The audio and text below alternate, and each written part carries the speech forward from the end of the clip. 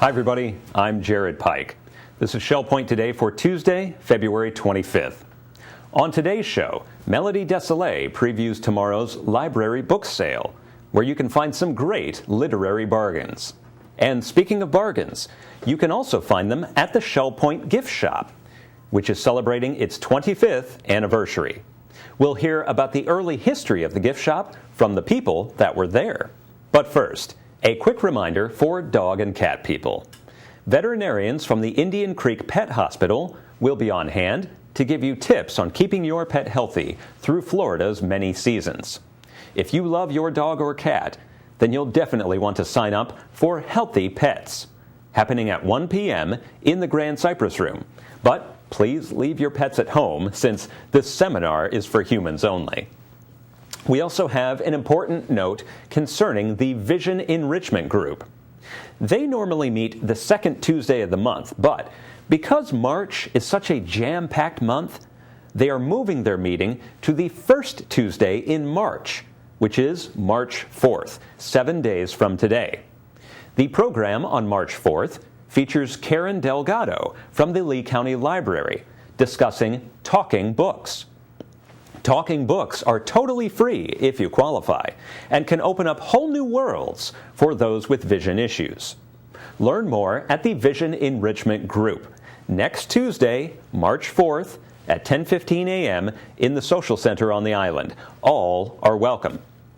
Speaking of books, you'll definitely want to join us for Library Book Talk this afternoon. The featured book is called Longitude, the true story of a lone genius who solved the greatest scientific problem of his time. That problem, helping sailors find where they were on the ocean. John Brannon of Royal Bonnet will share the remarkable story this afternoon at 2:15 p.m. in the Social Center. All are welcome to Library Book Talk.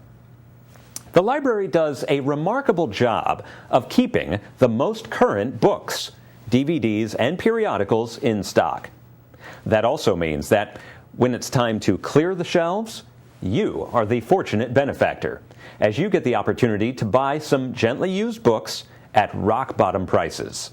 The annual Library Book Sale runs tomorrow and Thursday from 9 a.m. to 4 p.m.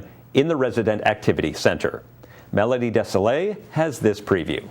Hi, Shell Point. Thank you for tuning in. I'm Melody Desolé here today with a very special guest. I have Professor Linda Forcey from Parkwood and Head Librarian Marilyn Hooper from Lucina. And we're here to talk to you about a special event that you're all invited to. February 26th and 27th, 2 days only, is our book sale. And it fills this room. It fills this room, and it's a big draw. Books are about $1. Towards the end of the day, they're $1 a bag, and they make wonderful Christmas presents. Perfect. Now, Marilyn, can you tell me what's involved with this book sale and why we even have a book sale? We have a book sale for a couple of reasons. One, our residents come to Shell Point with many books. Then they discover they don't have room to continue them, so they give them to us. And we always take the books with the idea we will put them on our shelves if we can. If not, we will sell them. At the same time, we have limited space, so we do have to keep withdrawing older things, that not classics, but older books. And this is going to be probably our biggest ever. We have extended it 2 full days on Wednesday and Thursday, the 26th and 27th. Nearly everything will be $1, but it's a great opportunity. Now, even though you said they're no longer in circulation, that doesn't take away from the fact that they are great books. Oh, absolutely. It's a space issue. If we had the size of Lakes Public Library, we'd never have a book sale. Okay, in addition to books, Linda, what else do we sell at the book sale? We have CDs, we have audio books, we have DVDs, which go quickly. So if you're interested in DVDs, and they're fairly current still, you should come early. Now, Marilyn, can you emphasize again for us time, date, place of this big sale? It will be in the library lounge. It will fill this library lounge. It is February 26th and 27th, which is a Wednesday and Thursday, and it will be from 9 to 4 each day. Well, there you've heard at Shell Point. You're all invited to come to the biggest sale ever, the library book sale. And as Marilyn said, it's 2 days only, 9 to 4. You want to get out early and you want to buy those DVDs, CDs, audiobooks, and books. They make great gifts. We hope to see you here. Thanks for joining us.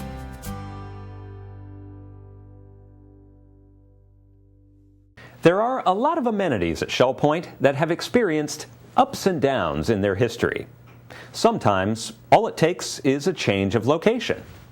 25 years ago, the Shell Point gift shop was a little corner in the activities office. Once they relocated, their business took off, and not only offered an outlet for volunteerism and creativity, but also has cleared more than $1 million of merchandise in its operation. We talked to some people involved in the early history of the gift shop to learn more about how it got started and what motivates their volunteers.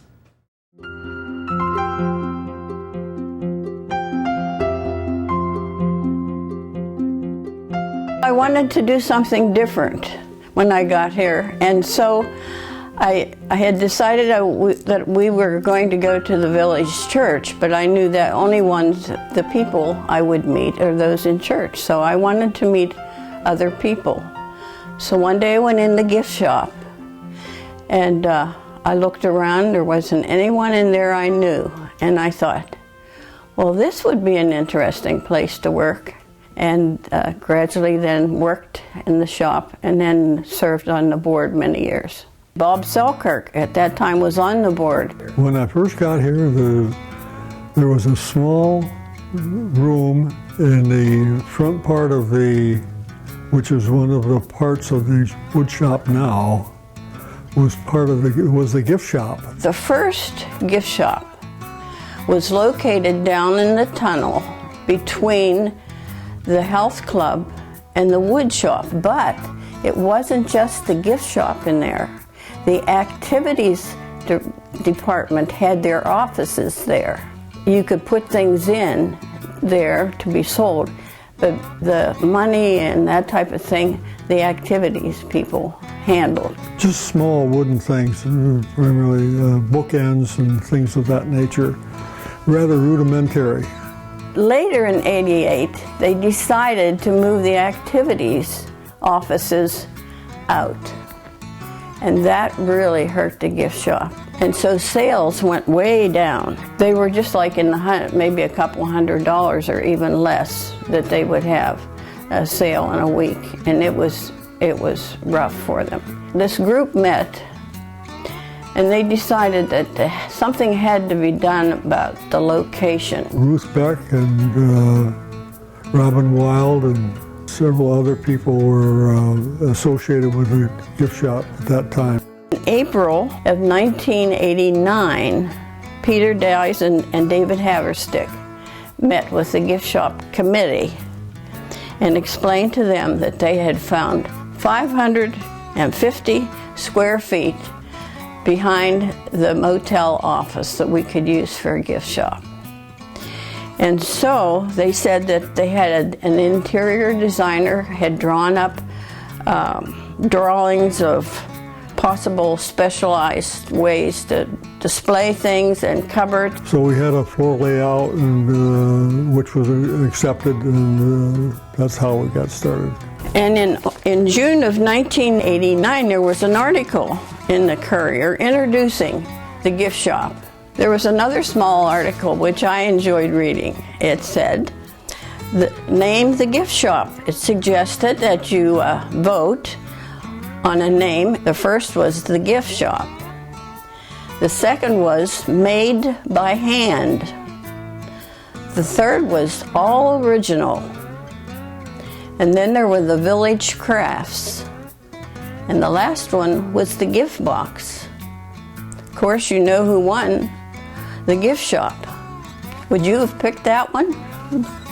In October of 1989, the minutes read, we were concerned about the pink neon sign in the gift shop. Can you believe that? Pink neon. The interior designer was going to reevaluate this sign, and needless to say, it's not there today. The volunteers were having problems with a new adding machine. I chuckled at this. I thought, they thought they had problems with an adding machine. You ought to put a computer in and see what they would do. That's what we went through, changing with the computer.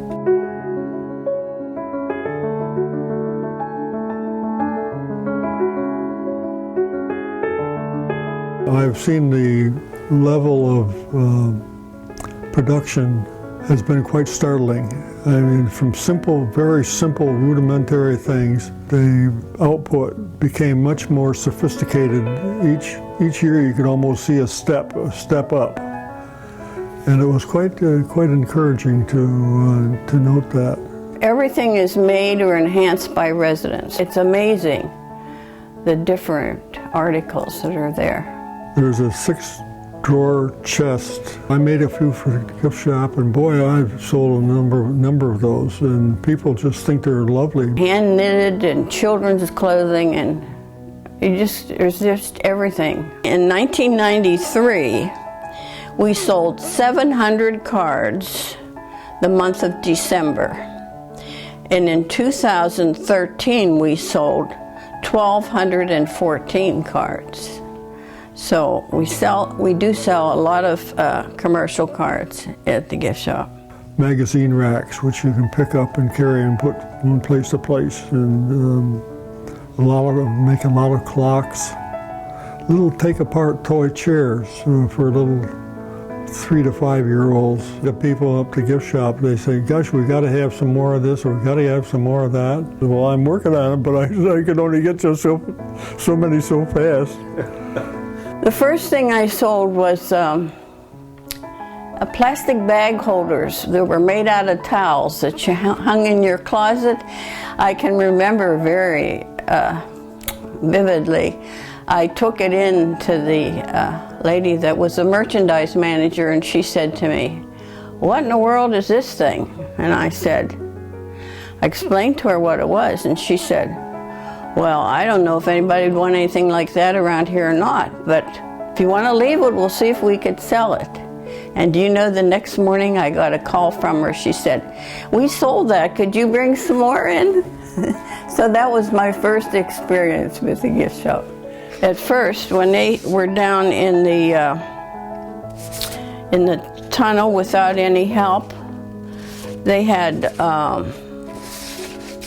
made $135, and then in November they sold over $3,000 worth of merchandise, just in 2 months, moving the location and being organized like they were. In 2003, our cumulative sales from the beginning reached $500,000, but in April of 2012, we reached over $1 million in sales at the gift shop. It's amazing. It really is.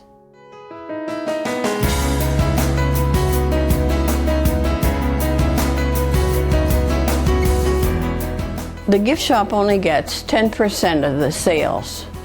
But with that money, we're not a money-making organization. We're here to serve. And so, through the years, we have given gifts to many things. The lighted Christmas tree in Lagoon was given, actually this is the 3rd Christmas tree that we have given. In 1994, Bob Selkirk built the lectern and the new sound system in the social center. We bought patio chairs for Pavilion Annex. One of the big things we bought is a piano for the arbor. We've given a total of $14,000 to the Employees Christmas Fund. I enjoy working with the people, have through the years, and have developed many friendships with the ladies that work in the gift shop. And it was something that I was interested in, and I just wanted to things to be the best for the gift shop, and I enjoyed doing that.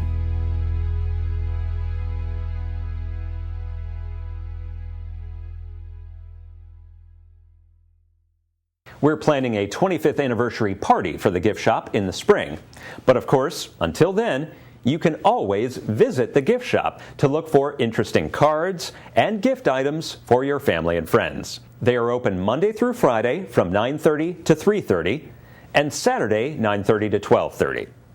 It's also a great place to volunteer if you like customer service, bookkeeping, or creating the items featured. Contact Melody Desolé to learn more about volunteer positions at the Shell Point Gift Shop. Now, let's cover all of today's happenings from Resort Services, followed by your Academy News, menus, and Village Church connections. Thank you for joining us with Shell Point TV. My name is Leslie Brand, and I'm here with Bev Chanley, and we are here to go over all the activities going on this Tuesday. We're going to start at 7:15, Health Connections, Bend, Breathe, and Balance in the Health Club on the island.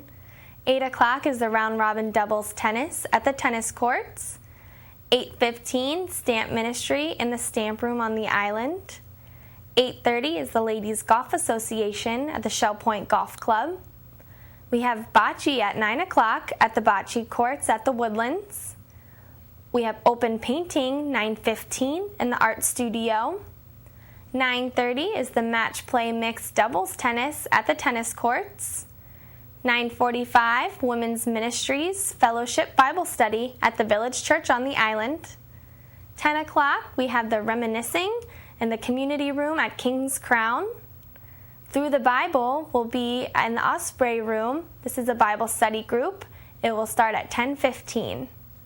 11 o'clock, the Susie Q is going out for Rum Runners for lunch. Sign up is required. And 11:45 is a Health Connections Living Healthy in the Osprey Room on the island. Bev, take away the afternoon activities. Thanks, Leslie. We're going to start our afternoon lineup at 12:30. Mixed Progressive Bridge will be played. That's at the Woodlands Game Room. 1:15, you'll find the Knitters Group in the Osprey Room. Also at 1:15, we have Shuffleboard at the Shuffleboard Court. Also at 1:15, we have the Rollicking Recorderists. They'll be in the Tarpon Room down in the tunnel. Our last 1:15 activity is Women's Ministries Prayer. They'll be at the Hospitality Room of the Village Church. At 1:30, the Stamp Ministry will be at the Sable Room of the Woodlands. At 2:15, the Library Book Talk will be in the Social Center. At 2:45, we'll have a Health Connections class, Balance and Mobility Training, Level 2. That'll be in the Health Club. It's currently full. At 3:30, we have another Health Connections class, Pole Walking. And that'll be in the Oak Room of the Woodlands, and that's currently full. Now, 3:15, we have the Celebration Ringers Rehearsal. That'll be in the Choir Room of the Village Church. And we're going to top off the day with 4:15, Health Connections class, Tai Chi Cha, and the Health Club. And that's currently full. Well, we're glad you joined us today, and we will see you back here again tomorrow. Hi, I'm Terry Kolath with your Academy information for Tuesday. At 9:15, Help with Windows 8 continues in the Computer Teaching Center on the island.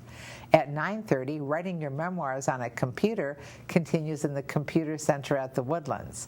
And at 10 o'clock, The Story of Burma, Land of Temples will take place in the Grand Cypress Room of the Woodlands, and you can sign up right at the door. At 10:15, Apple iPad Apps continues in the Manatee Room of the island. And at 1 o'clock, our Healthy Pet Seminar will begin in the Grand Cypress Room of the Woodlands. Sign up is required. At 1:15, After Prep School Basics will continue in the Computer Teaching Center on the island. And the Alpha course continues at 4:30 in the Grand Cypress Room of the Woodlands for those who are registered. Menus for Tuesday. In the Crystal Room, the Crystal Platter is pork tenderloin with mushroom creamed rice and Brussels sprouts. The dinner special is build your own stir fry for $12.95, and the soup of the day is cream of chicken. In the Island Cafe for lunch, enjoy an Alpine chicken sandwich with onion rings for $7.25.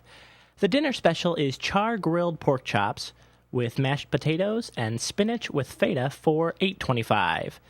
Dinner specials in the Palm Grill are pork schnitzel for $13.95 or grilled scallops for $18.95. Menus are available 24 hours a day at www.shellpoint.net. Hi, welcome to Village Church Connections. I'm Andy Hawkins, the senior pastor of the Village Church, and I'm here with Tim Stephenson. Tim is the director of the Legacy Foundation here at Shell Point, and that's the hat that he wears that most of you perhaps know. But we're not going to talk about legacy things today. We're not going to talk about numbers. We're not going to talk about money. We're not going to talk about any of those things, really. We're going to talk about a conference that you're involved with here in Fort Myers that's called Man Up. So man up, my friend, and tell us about it.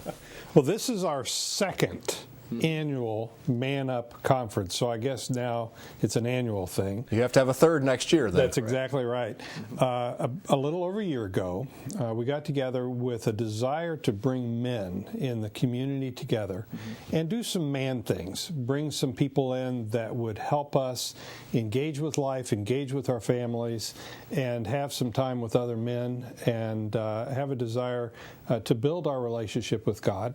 And it was a lot of fun. We had a good time. Had a number of people come out representing churches from all over town, and we're going to do it again.